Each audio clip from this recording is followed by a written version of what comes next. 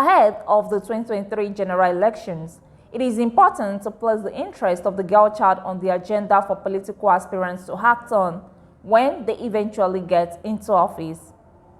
This was the focus as One Life initiative in collaboration with Youth of Africa and Malala Foundation held a two-day consultative meeting with civil society organizations and other stakeholders to aggregate girl child education at the International Conference Center, University of Ibadan, Oyo State.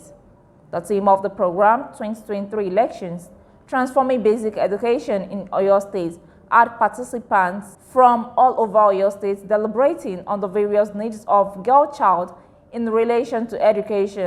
Speaking at the event, the Executive Director of One Life Initiative, Mr. Shola Fagorusi, stated that there's a need to promote girl child education in Oyo State. And one of the things we're trying to look at is to look at what is the interest, what is the interest of the girl child education, and how do we place this in the middle of the agenda as we actually go for the 2023 elections. What are the gubernatorial aspirants saying about what they plan to do in terms of the girl child education? Those aspiring for the House of Assembly at the state level, for the House of Reps, for the Senate, what exactly are they saying? What are the needs of the girl child is actually different, right?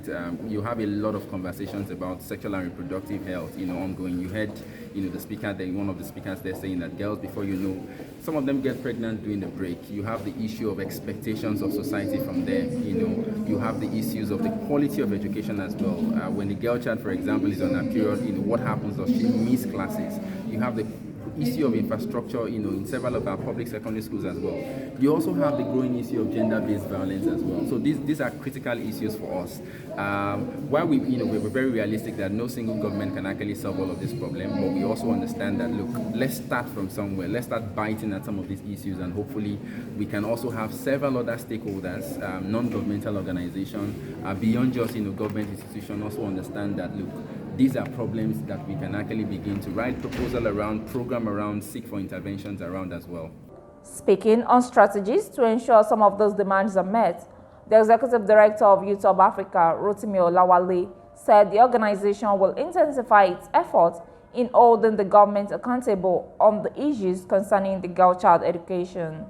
Well, we would focus on the strategies that we have used. We are apolitical. We don't support any political party. We work with the government that emerges at the end of the election. But what we do is to hold them accountable for the promises that they make, and in the areas where they have not made promises, to press our demands for them to prioritize their community. And I think that when we talk about education, largely you don't find opposition to education.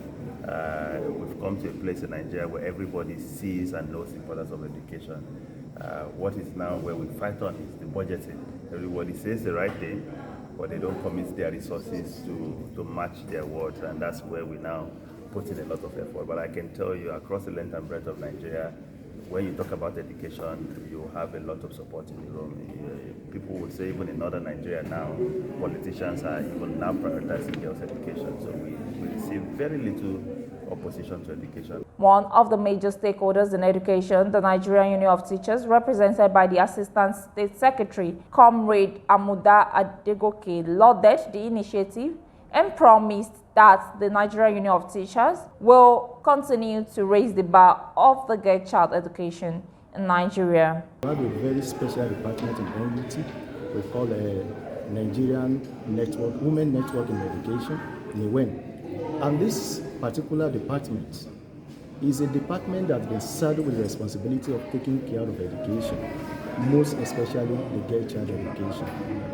It is a department that do enlighten people at the grassroots, to educate people at the grassroots and to tell them why they must educate their girl child. So NUT is ready to collaborate. We have been doing it, and we are not tired, since 1931. The education of a girl child is a collective responsibility. However, we all need to begin to ask political office holders questions that matters on ensuring the girl child is well catered for before voting them into office. Adeola Adegoke, New Frontiers Television.